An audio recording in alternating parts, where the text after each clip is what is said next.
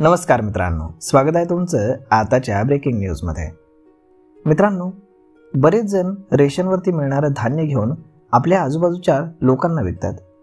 काही जण त्यातून कमावतात तर काही जण पैशांऐवजी त्यातून धान्याच्या बदल्यामध्ये धान्य असं करून घेतात।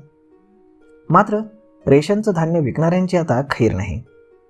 मेहकर तालुक्यातील प्रत्येक महिन्याला हजारो क्विंटल धान्य हे शासकीय दरानं रेशन दुकानामध्ये वाटप केलं जातं।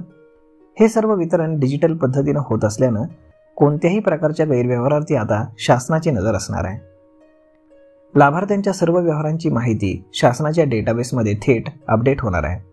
त्यामुळे काळा बाजार किंवा धान्य विक्रीचे प्रकार आता लपवणं शक्य नाही। त्यानंतर शासनानं सर्व रेशन दुकानदारांसाठी दररोजच्या वितरणाची नोंद व्यवस्थित ठेवणं हे बंधनकारक केलं आहे आणि वेळोवेळी त्यांना सूचना देण्यात आलेल्या आहेत की जर एखाद्या दुकानातून देखील असा प्रकार तुम्हाला आढळला तर त्यांच्यावर देखील कारवाई होणार आहे आणि त्याची माहिती देखील रेशन दुकानदाराने आपल्या जवळच्या तहसील ऑफिसमध्ये द्यायची आहे। बऱ्याचदा दुकानदार देखील परस्पर रेशनचं थोडंसं धान्य बाजूला काढून विकण्याचे प्रकार देखील करतात, त्यामुळे त्यांच्यावर देखील आता कारवाई करण्यात येणार आहे। जुलै, ऑगस्ट आणि ऑक्टोबर या महिन्यांमध्ये प्रत्येक महिन्याच्या धान्य वाटपाचा कार्यक्रम केवळ 3 दिवसात पूर्ण करण्याचे आदेश देखील देण्यात आलेत। यासोबतच वितरण प्रक्रियेची तपासणी, शाळा पोषण आहारासाठी असलेलं धान्य योग्य मिळतंय का याचीही शहानिशा होणार आहे।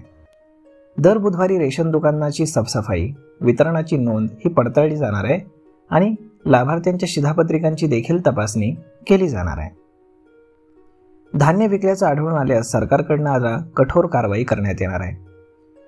राष्ट्रीय अन्न सुरक्षा अधिनियम आणि अंत्योदय योजनेअंतर्गत मिळणारं मोफत धान्य जर कोणी अवैधरित्या विकताना आढळलं तर त्यांचं रेशन कार्ड आता सरळ रद्द केलं जाणार आहे। त्यामुळे तुम्ही सुद्धा जर रेशनचं धान्य घेऊन जर विकत असाल तर इथून पुढे ते मात्र फार कठीण होऊन बसणार आहे। तर मग मित्रांनो, हा व्हिडिओ, ही माहिती तुम्हाला कशी वाटली हे तुम्ही आम्हाला कमेंट करून नक्कीच सांगा आणि जर आवडली असेल तर आपल्या जवळच्या मित्रमंडळींसोबत देखील हा व्हिडिओ तुम्ही शेअर करायला विसरू नका। धन्यवाद।